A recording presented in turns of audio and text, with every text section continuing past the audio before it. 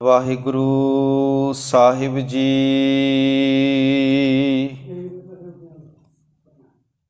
ਧੰਨ ਵਾਹਿਗੁਰੂ ਸਾਹਿਬ ਜੀ।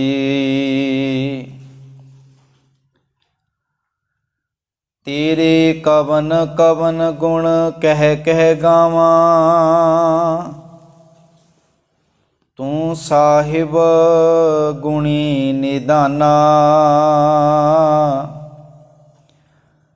ਤੁਮਰੀ ਮਹਿਮਾ ਬਰਨ ਨਾ ਸਾਕੋ, ਤੂੰ ਠਾਕੁਰ ਊਚ ਭਗਵਾਨਾ। ਤੁਮਰੀ ਮਹਿਮਾ ਬਰਨ ਨਾ ਸਾਕੋ, ਤੂੰ ਠਾਕੁਰ ਊਚ ਭਗਵਾਨਾ। ਵਾਹਿਗੁਰੂ ਸਾਹਿਬ ਜੀ।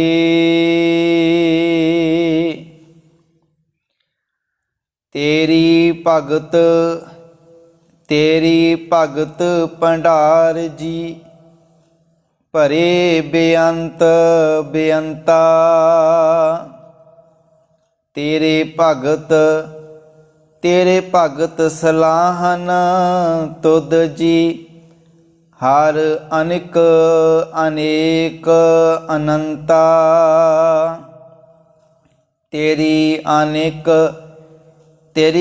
ਅਨੇਕ ਕਰੇ ਹਰ ਪੂਜਾ ਜੀ, ਤਪ ਤਾਪੈ ਜਪੈ ਬੇਅੰਤਾ।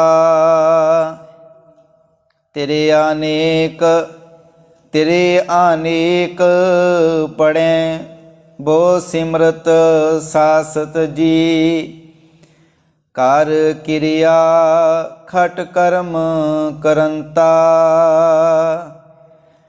ਸੇ ਭਗਤ ਭਲੇ ਜਨ ਨਾਨਕ ਜੀ, ਜੋ ਭਾਵੈ ਮੇਰੇ ਹਰ ਭਗਵੰਤਾ। ਸੇ ਭਗਤ ਭਲੇ ਜਨ ਨਾਨਕ ਜੀ, ਜੋ ਭਾਵੈ ਮੇਰੇ ਹਰ ਭਗਵੰਤਾ। ਪਰਮ ਸਤਿਕਾਰਯੋਗ ਸ੍ਰੀ ਗੁਰੂ ਗ੍ਰੰਥ ਸਾਹਿਬ ਜੀ ਦੀ ਪਾਵਨ ਪਵਿੱਤਰ ਹਜ਼ੂਰੀ ਵਿੱਚ ਰੋਜ਼ਾਨਾ ਦੀ ਤਰ੍ਹਾਂ ਅੰਮ੍ਰਿਤ ਵੇਲੇ ਦੀਵਾਨਾਂ ਦੀ ਹਾਜ਼ਰੀ ਭਰ ਰਹੇ ਸਤਿਕਾਰਯੋਗ ਵਡਭਾਗੀ ਸਤ ਸੰਗੀ ਜਨੋ, ਆਓ ਕੁਝ ਸਮਾਂ ਸਤਿਗੁਰ ਜੀ ਦੀ ਪਾਵਨ ਗੁਰਬਾਣੀ ਵਿਚਾਰ ਨਾਲ ਸਾਂਝ ਪਾਈਏ। ਪਾਵਨ ਵਿਚਾਰਾਂ ਦੇ ਨਾਲ ਜੁੜਨ ਤੋਂ ਪਹਿਲਾਂ ਦਸਮੇਸ਼ ਪਿਤਾ ਕਲਗੀਧਰ ਪਿਤਾ ਸ੍ਰੀ ਗੁਰੂ ਗੋਬਿੰਦ ਸਿੰਘ ਸਾਹਿਬ ਜੀ ਵੱਲੋਂ ਬਖਸ਼ਿਸ਼ ਕੀਤੀ ਹੋਈ ਫਤਿਹ ਨਾਲ ਸਾਂਝ ਪਾਈਏ। ਗੱਜ ਕੇ ਆਖੋ ਵਾਹਿਗੁਰੂ ਜੀ ਕਾ ਖਾਲਸਾ, ਵਾਹਿਗੁਰੂ ਜੀ ਕੀ ਫਤਿਹ। ਆਪ ਜੀ ਨੇ ਸ੍ਰੀ ਗੁਰੂ ਰਾਮਦਾਸ ਸਾਹਿਬ ਜੀ ਦੀ ਰਸਨਾ ਤੋਂ ਉਚਾਰਨ ਕੀਤੇ ਹੋਏ ਪਾਵਨ ਸ਼ਬਦ, ਜੋ ਕਿ ਸੋ ਦਰ ਰਹਿਰਾਸ ਸਾਹਿਬ ਜੀ ਦੀ ਪਾਵਨ ਬਾਣੀ ਅੰਦਰ ਸੋ ਪੁਰਖ ਸਰਲੇਖ ਹੇਠ ਦਰਜ ਹੈ, ਉਸ ਪਾਵਨ ਸ਼ਬਦ ਦੇ ਵਿੱਚੋਂ ਆਪ ਜੀ ਨੇ ਅੱਜ ਚੌਥੇ ਬੰਦ ਦਾ ਪਾਠ ਸ਼ਰਵਣ ਕੀਤਾ ਹੈ, ਜਿਸ ਦੀ ਪਾਵਨ ਵਿਚਾਰ ਦੇ ਨਾਲ ਅਸੀਂ ਅੱਜ ਸਾਂਝ ਪਾਵਾਂਗੇ। ਇਸ ਤੋਂ ਪਹਿਲਾਂ ਤੀਸਰੇ ਬੰਦ ਦੀ ਵਿਚਾਰ ਕੱਲ੍ਹ ਦੇ ਦੀਵਾਨਾਂ ਵਿੱਚ ਸਾਂਝੀ ਕੀਤੀ ਸੀ, ਜਿਸ ਵਿੱਚ ਪਾਤਸ਼ਾਹ ਜੀ ਨੇ ਬੜਾ ਹੀ ਪਿਆਰਾ ਉਪਦੇਸ਼ ਸਾਨੂੰ ਮਨੁੱਖੀ ਜੀਵਾਂ ਨੂੰ ਬਖਸ਼ਿਸ਼ ਕੀਤਾ ਸੀ। ਮਾਲਕ ਜੀ ਨੇ ਬੜੇ ਪਿਆਰੇ ਸ਼ਬਦ, ਬੜੇ ਪਿਆਰੇ ਵਿਚਾਰ ਉਪਦੇਸ਼ ਦੇ ਰੂਪ ਵਿੱਚ ਸਤਿਗੁਰੂ ਜੀ ਨੇ ਸਾਨੂੰ ਬਖਸ਼ਿਸ਼ ਕੀਤੇ ਨੇ। ਮਾਲਕ ਜੀ ਕਿਰਪਾ ਕਰਦੇ ਨੇ ਕਿ ਜਿਸ ਮਨੁੱਖ ਨੇ ਪਰਮੇਸ਼ਰ ਦੇ ਨਾਮ ਨੂੰ ਸਿਮਰਿਆ ਹੈ, ਧਿਆਇਆ ਹੈ, ਉਹ ਆਪਣੇ ਜੀਵਨ ਦੇ ਅੰਦਰ ਸਦਾ ਵਾਸਤੇ ਸੁਖੀ ਵਸਦਾ ਹੈ। ਜਿਨੇ ਉਸ ਅਕਾਲ ਪੁਰਖ ਨੂੰ ਧਿਆਇਆ ਹੈ, ਸਿਮਰਿਆ ਹੈ, ਸੱਚ ਨਾਲ ਜੀਵਨ ਨੂੰ ਜੋੜਿਆ ਹੈ, ਉਸ ਮਨੁੱਖ ਦਾ ਜੀਵਨ ਮੁਕਤ ਹੋ ਜਾਂਦਾ ਹੈ। ਉਹ ਜੀਵਨ ਦੇ ਵਿੱਚ ਨਿਰਭਉ ਹੋ ਜਾਂਦਾ ਹੈ, ਡਰ ਤੋਂ ਰਹਿਤ ਹੋ ਜਾਂਦਾ ਹੈ ਤੇ ਉਸ ਅਕਾਲ ਪੁਰਖ ਵਾਹਿਗੁਰੂ ਦਾ ਰੂਪ ਹੋ ਜਾਂਦਾ ਹੈ ਜਿਹੜਾ ਸਦਾ ਹੀ ਰਹਿਣ ਵਾਲਾ ਹੈ, ਵਿਆਪਕ ਹੈ। ਤੇ ਪਾਤਸ਼ਾਹ ਜੀ ਕਹਿੰਦੇ ਨੇ, ਮੈਂ ਇਹੋ ਜਿਹੇ ਮਨੁੱਖਾਂ ਤੋਂ ਬਲਿਹਾਰੇ ਜਾਂਦਾ ਹਾਂ ਜਿਨ੍ਹਾਂ ਨੇ ਅਕਾਲ ਪੁਰਖ ਵਾਹਿਗੁਰੂ ਦੇ ਨਾਮ ਨੂੰ ਸਿਮਰਿਆ, ਸੱਚ ਨਾਲ ਜੀਵਨ ਜੋੜਿਆ, ਗੁਣਾਂ ਨੂੰ ਜੀਵਨ ਦੇ ਵਿੱਚ ਕਮਾਇਆ।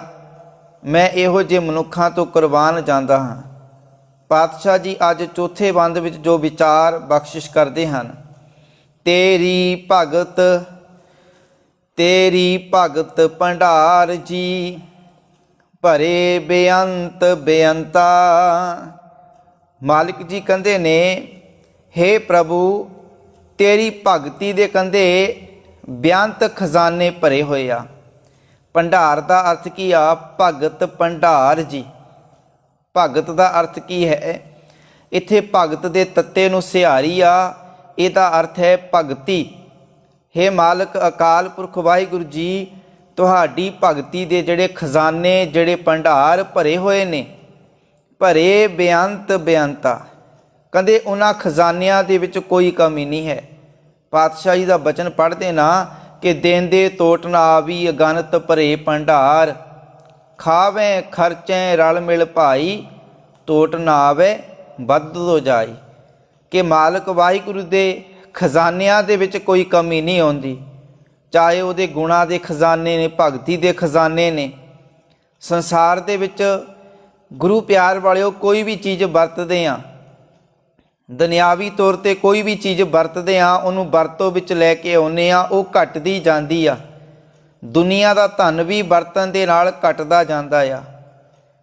ਪਰ ਉਸ ਅਕਾਲ ਪੁਰਖ ਵਾਹਿਗੁਰੂ ਦਾ ਜਿਹੜਾ ਨਾਮ ਦਾ ਧਨ ਹੈ, ਗੁਣਾਂ ਵਾਲਾ ਧਨ ਹੈ, ਜਿਹੜੇ ਭਗਤੀ ਦੇ ਖਜ਼ਾਨੇ ਨੇ, ਪਾਤਸ਼ਾਹ ਜੀ ਕਹਿੰਦੇ ਨੇ ਇਹ ਕਦੇ ਵੀ ਖਾਲੀ ਨਹੀਂ ਹੁੰਦੇ, ਇਹਨਾਂ ਵਿੱਚ ਕਦੇ ਵੀ ਕਮੀ ਨਹੀਂ ਆਉਂਦੀ।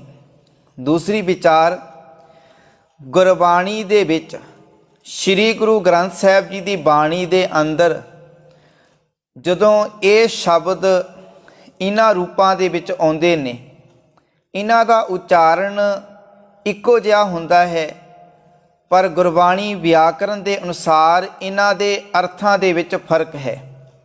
ਜਿਵੇਂ ਭਗਤ ਜੇਕਰ ਮੁਕਤਾ ਹੋਵੇ, ਭਗਤ ਜਿਹੜਾ ਭਗਤ ਮੁਕਤਾ ਹੈ, ਤੇ ਗੁਰੂ ਪਿਆਰ ਵਾਲਿਓ ਉਹਦਾ ਅਰਥ ਹੈ, ਉੱਥੇ ਬਹੁਤੇ ਭਗਤਾਂ ਦੀ ਗੱਲ ਕੀਤੀ ਗਈ ਹੈ। ਜਿਸ ਭਗਤ ਦੇ ਤੱਤੇ ਨੂੰ ਔਂਕੜ ਹੈ, ਉਹਦਾ ਅਰਥ ਹੈ ਉੱਥੇ ਜਿਹੜੀ ਇੱਕ ਭਗਤ ਦੀ ਗੱਲ ਕੀਤੀ ਗਈ ਆ, ਉੱਥੇ ਇੱਕ ਭਗਤ ਦੀ ਗੱਲ ਕੀਤੀ। ਤੇ ਜਿੱਥੇ ਭਗਤ ਦੇ ਤੱਤੇ ਨੂੰ ਸਿਹਾਰੀ ਹੈ, ਉੱਥੇ ਭਗਤ ਸ਼ਬਦ ਦਾ ਅਰਥ ਹੈ ਭਗਤੀ। ਇਹ ਤਿੰਨ ਸ਼ਬਦ ਬੋਲਣ ਵੇਲੇ ਇੱਕੋ ਜਿਹਾ ਉਚਾਰਨ ਹੈ, ਪਰ ਜਦੋਂ ਅਸੀਂ ਇਹਨਾਂ ਦੇ ਅਰਥਾਂ ਨੂੰ ਵੇਖਾਂਗੇ, ਪੜ੍ਹਾਂਗੇ, ਤੇ ਵੱਖੋ ਵੱਖਰੇ ਹੈ ਗੁਰਬਾਣੀ ਵਿਆਕਰਨ ਦੇ ਅਨੁਸਾਰ। ਕਿਉਂਕਿ ਗੁਰੂ ਗ੍ਰੰਥ ਸਾਹਿਬ ਦੀ ਬਾਣੀ ਅੰਦਰ ਜ਼ਿਕਰ ਔਂਕੜ ਹੈ, ਦਲੈਂਕੜ ਹੈ, ਲਾਂ ਹੈ, ਦਲਾਵਾਂ ਜਾਂ ਸਿਹਾਰੀ, ਬਿਹਾਰੀ, ਕੰਨਾ, ਟਿੱਪੀ, ਇਹਦਾ ਵੀ ਕੋਈ ਨਾ ਕੋਈ ਮੀਨਿੰਗ ਹੈ, ਇਹਨਾਂ ਦਾ ਵੀ ਕੋਈ ਨਾ ਕੋਈ ਆਪਣੇ ਵਿੱਚ ਅਰਥ ਹੈ। ਤੇ ਪਾਤਸ਼ਾਹ ਜੀ ਬਚਨ ਕਰਦੇ ਨੇ, ਤੇਰੀ ਭਗਤ ਭੰਡਾਰ ਜੀ, ਭਰੇ ਬੇਅੰਤ ਬੇਅੰਤਾ। ਮਾਲਕ ਦੀ ਭਗਤੀ ਦੇ ਖਜ਼ਾਨੇ ਕਹਿੰਦੇ ਬੇਅੰਤ ਭਰੇ ਹੋਏ ਨੇ। ਹੁਣ ਪਰਮੇਸ਼ਰ ਦੀ ਭਗਤੀ ਕਿਵੇਂ ਕੀਤੀ ਜਾ ਸਕਦੀ ਆ? ਮਾਲਕ ਜੀ ਦਾ ਬਚਨ ਆ, ਬੇਣ ਗੁਣ ਕੀਤੇ ਭਗਤ ਨਾ ਹੋਏ। ਪਾਤਸ਼ਾਹ ਜੀ ਕਹਿੰਦੇ ਜੇਕਰ ਤੂੰ ਜੀਵਨ ਦੇ ਵਿੱਚ ਗੁਣ ਨਹੀਂ ਵਸਾਉਣਾ ਨਾ, ਤੇ ਅਕਾਲ ਪੁਰਖ ਦੀ ਭਗਤੀ ਨਹੀਂ ਕਰ ਸਕਦਾ। ਅਰਥ ਕੀ ਆ ਕਿ ਗੁਣਾਂ ਨੂੰ ਜੀਵਨ 'ਚ ਵਸਾਉਣਾ ਹੀ ਰੱਬ ਦੀ ਭਗਤੀ ਕਰਨੀ ਆ। ਗੁਣਾਂ ਦੇ ਨਾਲ ਆਪਣੇ ਜੀਵਨ ਨੂੰ ਜੋੜਨਾ ਹੀ ਰੱਬ ਦੀ ਭਗਤੀ ਕਰਨੀ ਆ। ਤੇ ਗੁਰੂ ਪਿਆਰ ਵਾਲਿਓ, ਹਰ ਮਨੁੱਖ ਜਿਹੜਾ ਰੱਬ ਦੀ ਭਗਤੀ ਕਰ ਸਕਦਾ ਤੇ ਕਰ ਰਿਹਾ, ਜਿਹੜਾ ਰੱਬੀ ਗੁਣਾਂ ਨੂੰ ਜੀਵਨ 'ਚ ਵਸਾ ਲਿਆ ਨਾ ਜਿਸ ਨੇ, ਉਹ ਰੱਬ ਦੀ ਭਗਤੀ ਕਰ ਰਿਹਾ ਆ। ਜ਼ਰੂਰੀ ਨਹੀਂ ਕਿ ਭਗਤੀ ਦਾ ਅਰਥ ਇਹ ਆ ਕਿ ਕਿਸੇ ਨੇ ਸਮਾਧੀ ਲਾ ਕੇ ਬਹਿ ਗਿਆ ਕੋਈ, ਤੇ ਗਲ 'ਚ ਮਾਲਾ ਪਾ ਲੀਆਂ, ਹੱਥ ਵਿੱਚ ਸਿਮਰਨਾ ਫੜ ਲਿਆ, ਤੇ ਆਖੀਏ ਕਿ ਭਾਈ ਇਹਨੇ ਅੱਖਾਂ ਬੰਦ ਕੀਤੀਆਂ ਹੋਈਆਂ, ਇਹ ਤਾਂ ਰੱਬ ਦੀ ਭਗਤੀ ਕਰ ਰਿਹਾ ਆ।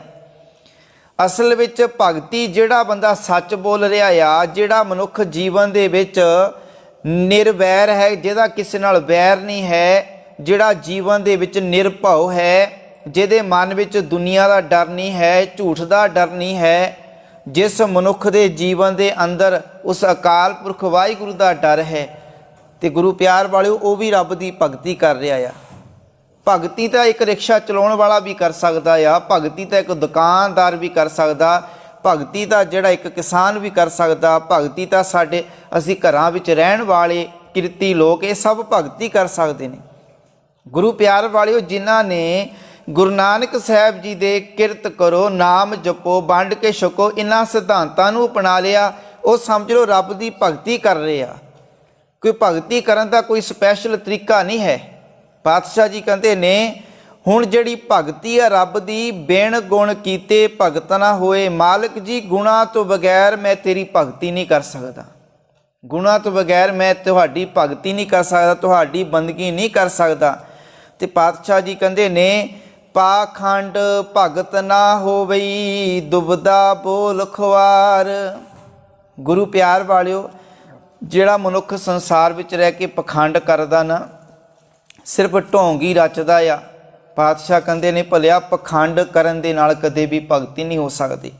ਕਹਿੰਦੇ ਪਖੰਡ ਦਾ ਜਿਹੜਾ ਬੋਲਣਾ ਤੇਰੇ ਜੀਵਨ ਨੂੰ ਖੁਆਰ ਹੀ ਕਰਦਾ ਆ, ਪਖੰਡ ਜਿਹੜਾ ਤੇਰੇ ਜੀਵਨ ਨੂੰ ਖਤਮ ਕਰਦਾ ਆ। ਜਿੰਨੇ ਮਰਜ਼ੀ ਸੰਸਾਰ ਵਿੱਚ ਪਖੰਡ ਕਰੀ ਜਾ, ਹੁਣ ਕਿੰਨੇ ਲੋਕ ਸੰਸਾਰ ਵਿੱਚ ਪਖੰਡ ਕਰ ਰਹੇ ਆ, ਪਰ ਉਹ ਇਹ ਸਮਝੀ ਬੈਠੇ ਕਿ ਅਸੀਂ ਰੱਬ ਦੀ ਭਗਤੀ ਕਰ ਰਹੇ ਹਾਂ।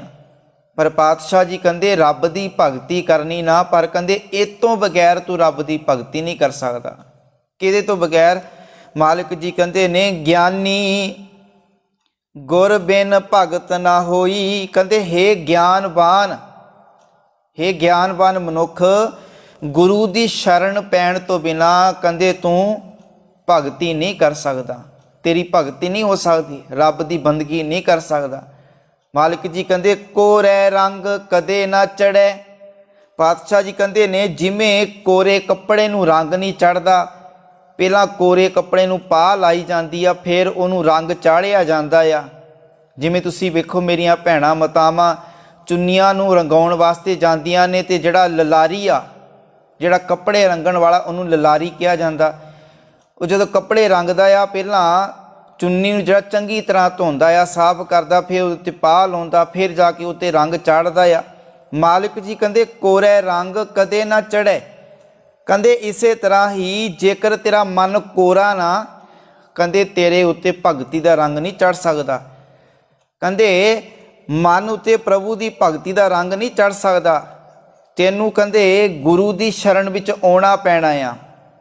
ਤੇਰਾ ਮਨ ਕੋਰਾ ਆ, ਤੈਨੂੰ ਗੁਰੂ ਦੀ ਸ਼ਰਨ ਵਿੱਚ ਆਉਣਾ ਪੈਣਾ ਆ। ਪਾਤਸ਼ਾਹ ਜੀ ਕਹਿੰਦੇ ਨੇ ਫਿਰ ਤੇਰੇ ਮਨ ਉੱਤੇ ਮਾਲਕ ਦੀ ਭਗਤੀ ਦਾ ਰੰਗ ਚੜ੍ਹ ਸਕਦਾ ਆ। ਪਾਤਸ਼ਾਹ ਜੀ ਕਹਿੰਦੇ ਭਾਵੇਂ ਜਿੰਨੇ ਮਰਜੀ ਜੇ ਲੋਚੈ ਸਭ ਕੋਈ, ਜਿੰਨੇ ਮਰਜੀ ਤਰਲੇ ਲਈ ਜਾ, ਜਿੰਨੀਆਂ ਮਰਜੀ ਮਿੰਨਤਾਂ ਕਰੀ ਜਾ, ਕਹਿੰਦੇ ਕੋਰੇ ਕੱਪੜੇ ਉੱਤੇ ਜਿਵੇਂ ਰੰਗ ਨਹੀਂ ਚੜ੍ਹਦਾ, ਇਸੇ ਤਰ੍ਹਾਂ ਤੇਰੇ ਕੋਰੇ ਮਨ ਉੱਤੇ ਵੀ ਰੱਬ ਦਾ ਰੰਗ ਨਹੀਂ ਚੜ੍ਹ ਸਕਦਾ। ਤੈਨੂੰ ਪਹਿਲਾਂ ਗੁਰੂ ਦੀ ਮੱਤ ਲੈਣੀ ਪੈਣੀ, ਗੁਰੂ ਦੇ ਸ਼ਬਦ ਵਿੱਚ ਆਪਣੇ ਮਨ ਨੂੰ ਜੋੜਨਾ ਪੈਣਾ, ਫਿਰ ਤੇਰੇ ਜੀਵਨ ਅੰਦਰ ਪ੍ਰਭੂ ਦੀ ਭਗਤੀ ਦਾ ਰੰਗ ਚੜ੍ਹੇਗਾ। ਪਾਤਸ਼ਾਹ ਜੀ ਬਚਨ ਕਰਦੇ ਨੇ ਹੋਰ ਕਿਤੇ ਭਗਤ ਨਾ ਹੋਵਈ, ਬਿਨ ਸਤਿਗੁਰ ਕੇ ਉਪਦੇਸ਼। ਕਹਿੰਦੇ ਇਹ ਗੱਲ ਪੱਕੀ ਕਰ ਲਾ, ਜਿੱਥੇ ਮਰਜੀ ਚਲਾ ਜਾ, ਉੱਥੇ ਤੂੰ ਰੱਬ ਦੀ ਭਗਤੀ ਨਹੀਂ ਕਰ ਸਕਦਾ। ਮਾਲਕ ਜੀ ਕਹਿੰਦੇ ਸਤਿਗੁਰੂ ਦੀ ਸਿੱਖਿਆ ਗ੍ਰਹਿਣ ਕਰਨ ਤੋਂ ਬਿਨਾਂ, ਜਿੰਨਾ ਚਿਰ ਸਤਿਗੁਰੂ ਦੇ ਉਪਦੇਸ਼ ਨੂੰ ਜੀਵਨ 'ਚ ਨਹੀਂ ਵਸਾਉਣਾ, ਸਤਿਗੁਰੂ ਦੀ ਮੱਤ ਨਹੀਂ ਲੈਣਾ, ਪਾਤਸ਼ਾਹ ਕਹਿੰਦੇ ਉਸ ਗੁਰੂ ਤੋਂ ਬਿਨਾਂ ਕਹਿੰਦੇ ਹੋਰ ਕਿਤੇ ਵੀ ਤੂੰ ਪਰਮਾਤਮਾ ਦੀ ਭਗਤੀ ਨਹੀਂ ਕਰ ਸਕਦਾ। ਜੇ ਤੂੰ ਮਾਲਕ ਦੀ ਭਗਤੀ, ਰੱਬ ਦੀ ਭਗਤੀ ਨਹੀਂ ਕੀਤੀ, ਬੰਦਗੀ ਨਹੀਂ ਕੀਤੀ, ਤੇ ਗੁਰੂ ਪਿਆਰ ਵੱਲੋਂ ਤੇਰੇ ਜੀਵਨ 'ਚੋਂ ਤ੍ਰਿਸ਼ਨਾ ਨਹੀਂ ਖਤਮ ਹੋਣੀ। ਭਗਤੀ ਤੋਂ ਬਿਨਾਂ ਤ੍ਰਿਸ਼ਨਾ ਨਹੀਂ ਖਤਮ ਹੋ ਸਕਦੀ। ਭਗਤੀ ਦਾ ਅਰਥ ਇਹ ਸਮਝੋ ਕਿ ਗੁਣਾਂ ਨੂੰ ਜੀਵਨ 'ਚ ਵਸਾਉਣਾ, ਰੱਬ ਦੀ ਭਗਤੀ ਕਰਨੀ ਹੈ। ਜਿਹੜਾ ਬੰਦਾ ਆਪਣੇ ਜੋਬ 'ਤੇ ਜਾ ਰਿਹਾ, ਡਿਊਟੀ ਇਮਾਨਦਾਰੀ ਦੇ ਨਾਲ ਕਰ ਰਿਹਾ, ਕਿਰਤ ਕਰ ਰਿਹਾ, ਆਪਣੀ ਮਿਹਨਤ ਕਰ ਰਿਹਾ, ਉਹ ਰੱਬ ਦੀ ਭਗਤੀ ਕਰ ਰਿਹਾ ਆ। ਜੇਕਰ ਅਸੀਂ ਇਹ ਵਿਚਾਰ ਸਮਝ ਲਈਏ ਕਿ ਭਾਈ ਰੱਬ ਦੀ ਭਗਤੀ ਕਰਨੀ, ਇੱਕ ਥਾਂ 'ਤੇ ਚੌਂਕੜਾ ਮਾਰ ਕੇ ਬੈਠਣਾ ਪੈਣਾ, ਹੱਥ ਵਿੱਚ ਸਿਮਰਨਾ ਫੜਨਾ ਪੈਣਾ, ਤੇ ਇੱਕ ਬੰਦ ਕਮਰੇ 'ਚ ਬਹਿਣਾ ਪੈਣਾ, ਫਿਰ ਮੈਂ ਰੱਬ ਦੀ ਭਗਤੀ ਕਰ ਸਕਦਾ ਆ, ਤੇ ਬੰਦਾ ਫਿਰ ਕੰਮ ਕਰਦੇ ਜਾ ਹੀ ਨਹੀਂ ਸਕਦਾ। ਜੇਕਰ ਅਸੀਂ ਇਸ ਨੂੰ ਹੀ ਰੱਬ ਦੀ ਭਗਤੀ ਸਮਝੀਏ, ਗੁਰੂ ਪਿਆਰ ਵਾਲਿਓ, ਗੁਰੂ ਨਾਨਕ ਸਾਹਿਬ ਪਾਤਸ਼ਾਹ ਜੀ ਬਾਰੇ ਅਸੀਂ ਇਤਿਹਾਸ 'ਚ ਕਦੇ ਨਹੀਂ ਪੜ੍ਹਿਆ ਕਿ ਗੁਰੂ ਨਾਨਕ ਸਾਹਿਬ ਜੀ ਕਿਸੇ ਭੋਰੇ ਵਿੱਚ ਜਾ ਕੇ ਬੈਠੇ ਹੋਣ, ਭਾਈ ਉਹਨਾਂ ਨੇ ਭਗਤੀ ਕੀਤੀ। ਗੁਰੂ ਨਾਨਕ ਸਾਹਿਬ ਜੀ ਵਾਸਤੇ ਭਗਤੀ ਕੀ ਆ ਕਿ ਮਨੁੱਖਤਾ ਦਾ ਭਲਾ ਕਰਨਾ ਹੀ ਰੱਬ ਦੀ ਭਗਤੀ ਹੈ। ਤੇ ਗੁਰੂ ਪਿਆਰ ਵਾਲਿਓ, ਕੋਈ ਵੀ ਮਨੁੱਖ ਸੰਸਾਰ ਵਿੱਚ ਜਿਹੜਾ ਕੰਮ ਕਰ ਰਿਹਾ, ਜਿਹੜਾ ਵੀ ਅਸੀਂ ਕੰਮ ਕਰ ਰਹੇ ਹਾਂ, ਉਹਨੂੰ ਪੂਰੀ ਇਮਾਨਦਾਰੀ ਦੇ ਨਾਲ ਆਪਣੀ ਮਿਹਨਤ ਕਰਕੇ ਆਪਣਾ ਹੱਕ ਲੈਣਾ ਹੀ ਇਹ ਰੱਬ ਦੀ ਭਗਤੀ ਹੈ। ਕਿਸੇ ਦਾ ਪਰਾਇਆ ਹੱਕ ਨਹੀਂ ਮਾਰਨਾ, ਇਹ ਰੱਬ ਦੀ ਭਗਤੀ ਹੈ। ਤੋ ਗੁਰੂ ਪਿਆਰ ਵਾਲਿਓ, ਜੇਕਰ ਅਸੀਂ ਕਿਸੇ ਦਾ ਪਰਾਇਆ ਹੱਕ ਵੀ ਮਾਰ ਰਹੇ ਹਾਂ, ਕਿਸੇ ਨਾਲ ਧੋਖਾ ਵੀ ਕਰ ਰਹੇ ਹਾਂ, ਇਹ ਰੱਬ ਦੀ ਭਗਤੀ ਨਹੀਂ ਹੈ। ਪਾਤਸ਼ਾਹ ਜੀ ਕਹਿੰਦੇ ਨੇ, ਹੋਰ ਕਿਤੇ ਭਗਤ ਨਾ ਹੋਵਈ ਬਿਨ ਸਤਿਗੁਰ ਕੇ ਉਪਦੇਸ਼।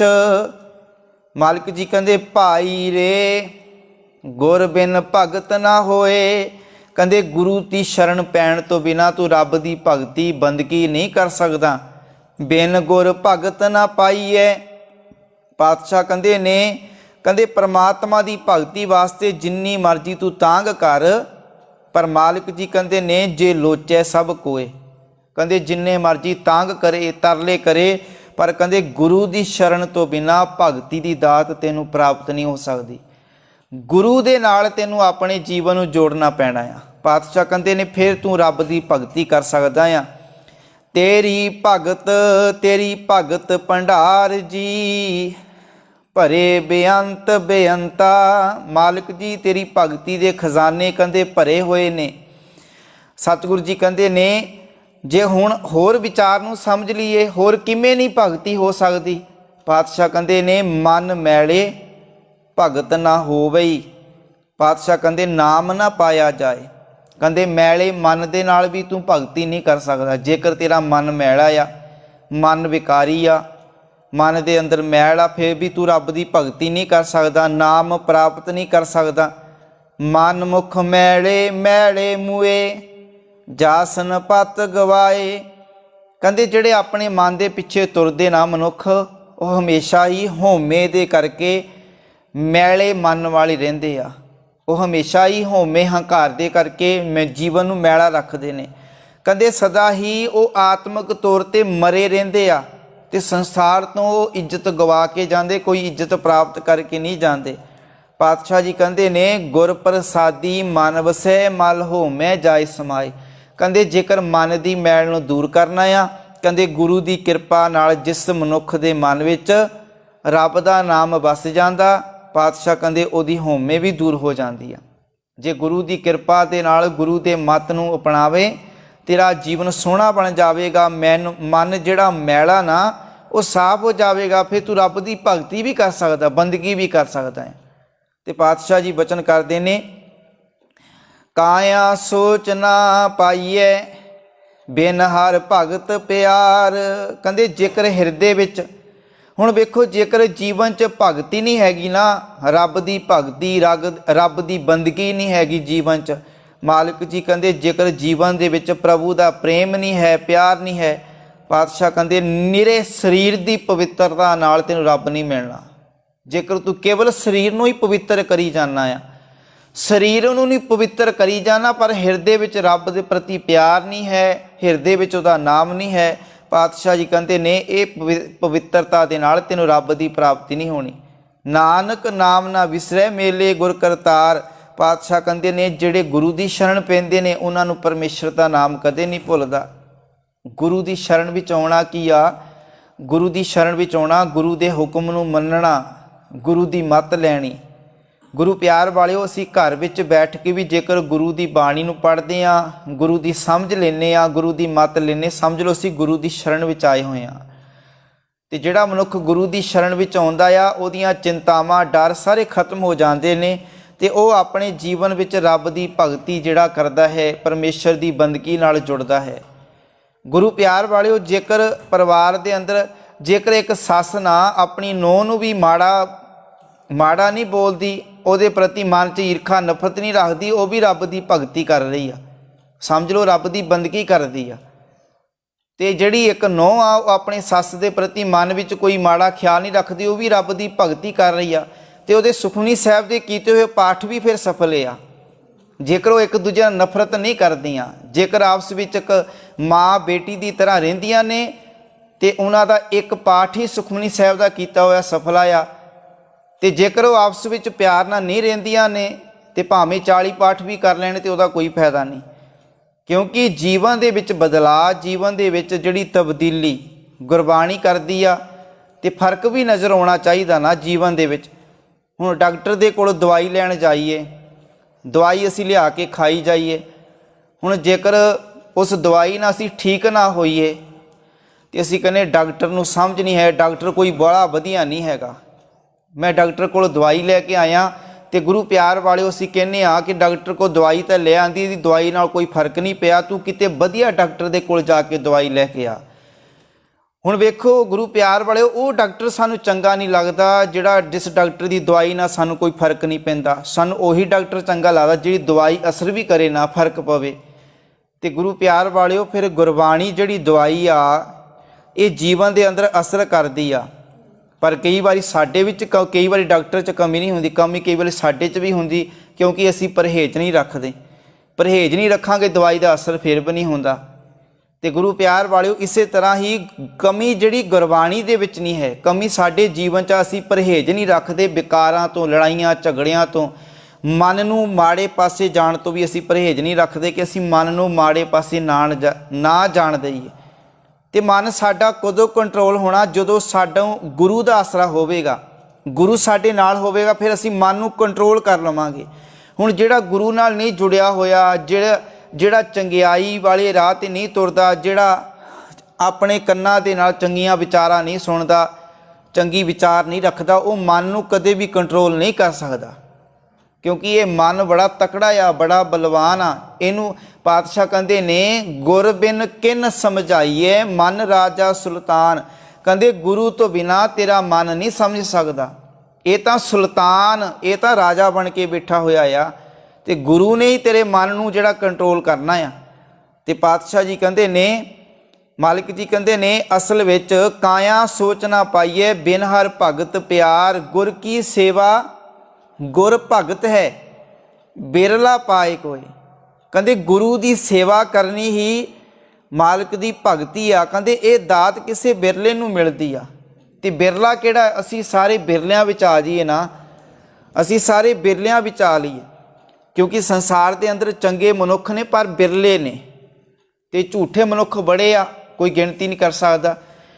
ਜਿਹੜੇ ਚੰਗੇ ਕੰਮ ਕਰਨ ਵਾਲੇ ਸਮਾਜ ਵਿੱਚ ਥੋੜ੍ਹੇ ਹੁੰਦੇ ਨੇ ਤੇ ਉਹਨਾਂ ਦੇ ਸਿਰ 'ਤੇ ਹੀ ਸਮਾਜ ਦਾ ਭਲਾ ਹੁੰਦਾ, ਸਮਾਜ ਚੱਲਦਾ ਆ।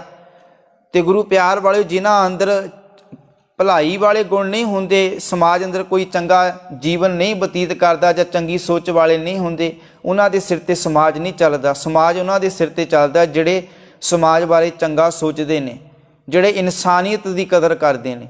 ਤੇ ਪਾਤਸ਼ਾਹ ਜੀ ਕਹਿੰਦੇ ਨੇ ਤੇਰੀ ਭਗਤ ਭੰਡਾਰ ਜੀ ਭਰੇ ਬੇਅੰਤ ਬੇਅੰਤਾ, ਤੇਰੀ ਭਗਤੀ ਦੇ ਖਜ਼ਾਨੇ ਭਰੇ ਹੋਏ ਨੇ। ਤੇਰੇ ਭਗਤ ਸਲਾਹਨ ਤੁਧ ਜੀ ਹਰ ਅਨੇਕ ਅਨੰਤਾ। ਹੇ ਅਕਾਲ ਪੁਰਖ, ਹੇ ਹਰੀ, ਅਨੇਕਾਂ ਤੇ ਬੇਅੰਤ ਭਗਤ ਤੇਰੀ ਸਿਫਤ ਸਲਾਹ ਕਰ ਰਹੇ ਨੇ। ਅਨੇਕਾਂ ਤੇ ਬੇਅੰਤ ਭਗਤ ਤੇਰੀ ਸਿਫਤ ਸਲਾਹ ਕਰਦੇ ਪਏ ਨੇ।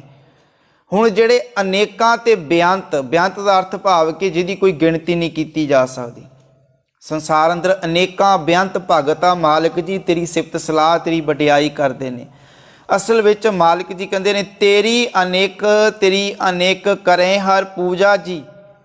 ਪਾਤਸ਼ਾਹ ਜੀ ਕਹਿੰਦੇ ਨੇ ਤਪ ਤਾਪੈ ਜਪੈ ਬੇਅੰਤਾ। ਹੇ ਅਕਾਲ ਪੁਰਖ ਵਾਹਿਗੁਰੂ ਜੀ, ਅਨੇਕਾਂ ਜੀਵ ਤੇਰੀ ਪੂਜਾ ਕਰਦੇ ਪਏ ਨੇ। ਬੇਅੰਤ ਜੀਵ ਤੈਨੂੰ ਮਿਲਣ ਵਾਸਤੇ ਤਪ ਸਾਧਦੇ ਆ। ਕੋਈ ਤਪ ਕਰ ਰਿਹਾ, ਕੋਈ ਜਪ ਕਰ ਰਿਹਾ, ਕੋਈ ਜਿਹੜਾ ਔਖੇ ਕੰਮ ਕਰ ਰਿਹਾ, ਸਰੀਰ ਨੂੰ ਤਕਲੀਫ ਦੇ ਰਿਹਾ ਆ। ਕੋਈ ਨੰਗੇ ਪੈਰੀ ਤੁਰ ਕੇ ਜਾ ਰਿਹਾ ਕਿ ਭਾਈ ਮੈਂ ਨੰਗੇ ਪੈਰੀ ਤੁਰ ਕੇ ਜਾਣਾ ਆ, ਇਹ ਵੀ ਕਹਿੰਦੇ ਰੱਬ ਦੀ ਭਗਤੀ ਆ। ਇਸ ਤਰ੍ਹਾਂ ਵੀ ਕੋਈ ਰੱਬ ਦੀ ਭਗਤੀ ਕਰ ਰਿਹਾ ਆ। ਕੋਈ ਜਿਹੜਾ ਠੰਡੇ ਪਾਣੀਆਂ ਵਿੱਚ ਬੈਠਾ ਆ, ਕੋਈ ਧੂਣੀਆਂ ਤਪਾ ਕੇ ਬੈਠਾ ਹੋਇਆ ਆ, ਕੋਈ ਜਿਹੜਾ ਪੁੱਠਾ ਲਟਕ ਕੇ ਬੈਠਾ ਹੋਇਆ ਆ, ਕੋਈ ਇੱਕ ਲੱਤ 'ਤੇ ਖੜਾ ਆ, ਕੋਈ ਜਿਹੜਾ ਸਿਰ 'ਚ ਸਵਾਹ ਪਾ ਕੇ ਬੈਠਾ ਹੋਇਆ, ਸਰੀਰ ਨੂੰ ਸਵਾਹ ਮਲ ਕੇ ਬੈਠਾ ਹੋਇਆ ਆ, ਕੋਈ ਜਿਹੜਾ ਨਿਰਵਸਤਰ ਆ, ਇਹ ਵੀ ਕਹਿੰਦੇ ਰੱਬ ਦੀ ਭਗਤੀ ਆ। ਹੁਣ ਕਈ ਤਰ੍ਹਾਂ ਦੇ ਤਪ ਜਿਹੜੇ ਕੀਤੇ ਜਾ ਰਹੇ ਆ, ਕਹਿੰਦੇ ਇਹ ਰੱਬ ਦੀ ਭਗਤੀ ਆ।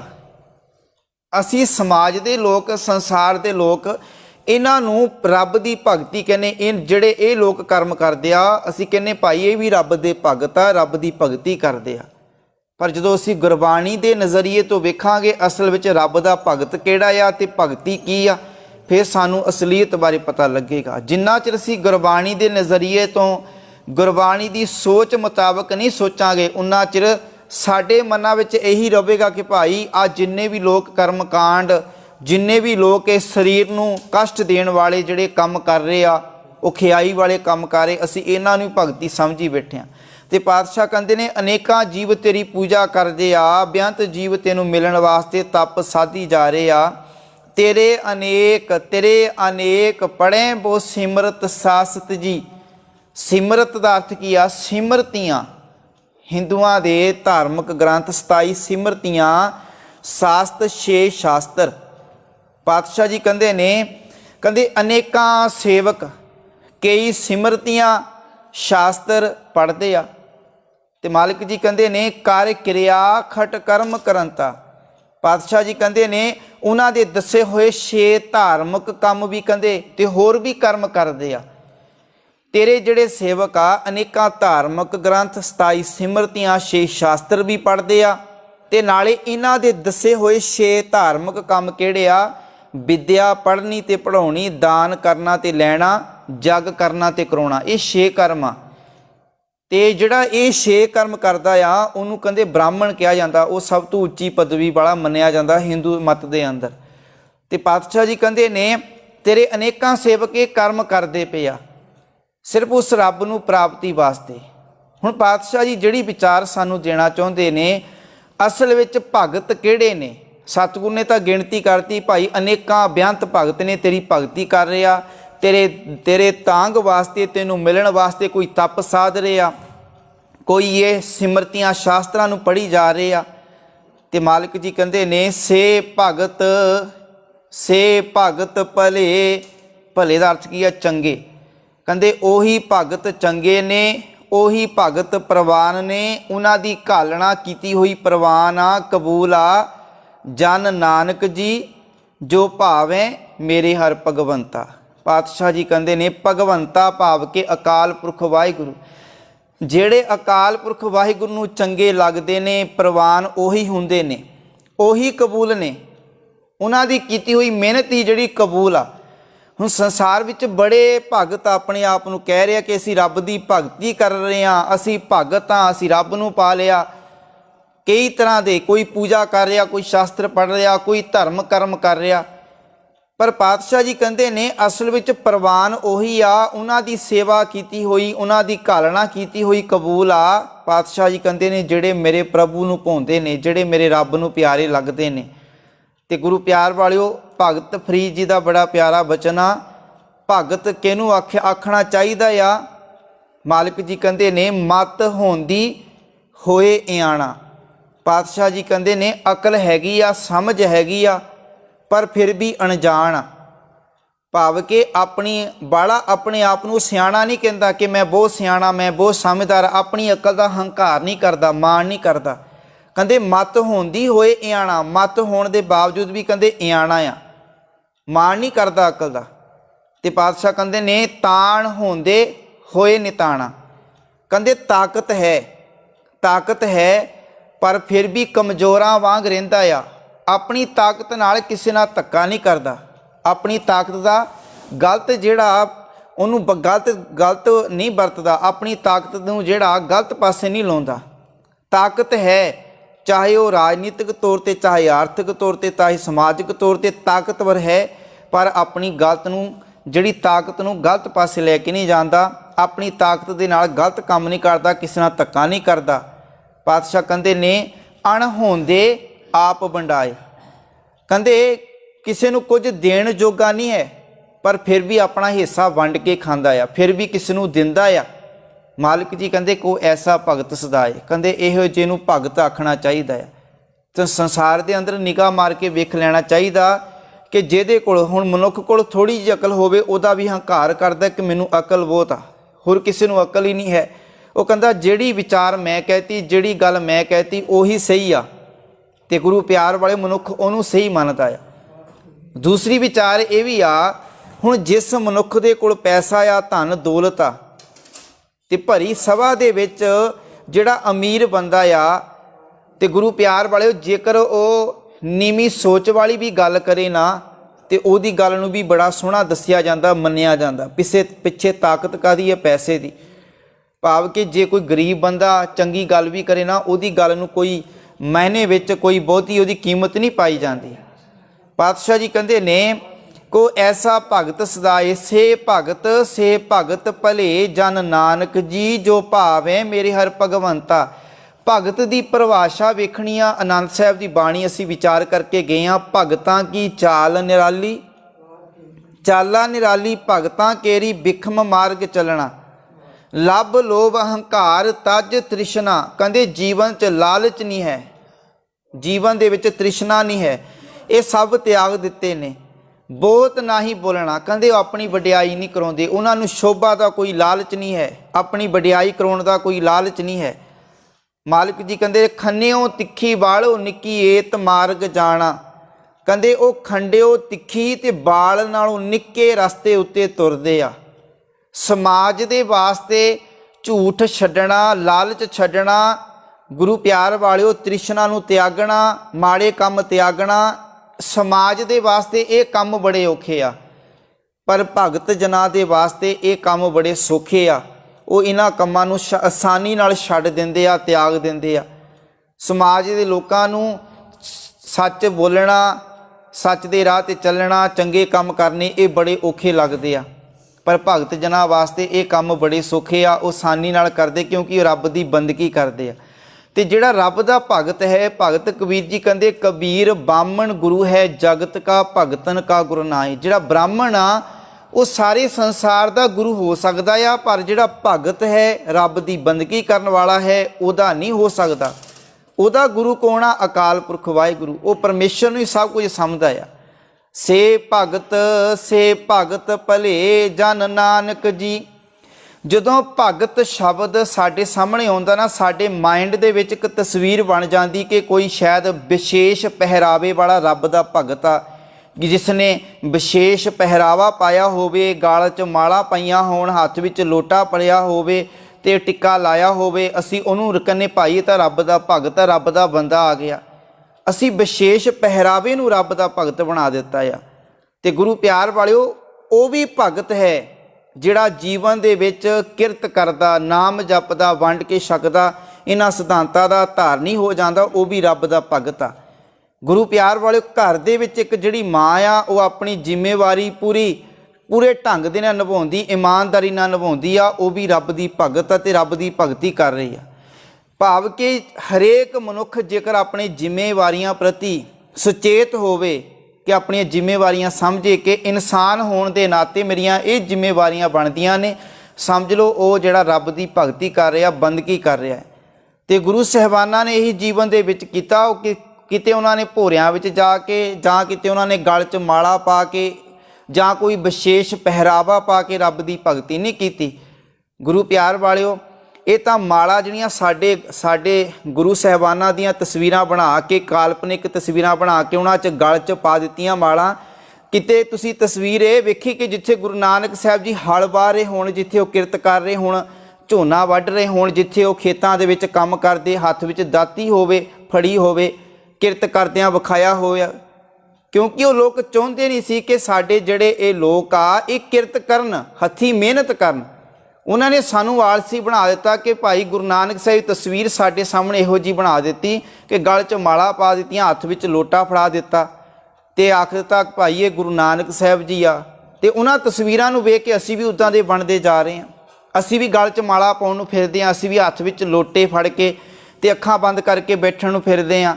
ਹੱਥੀਂ ਮਿਹਨਤ ਕਰਨ ਲਈ ਤਿਆਰ ਨਹੀਂ, ਕਿਰਤ ਕਰਨ ਲਈ ਤਿਆਰ ਨਹੀਂ।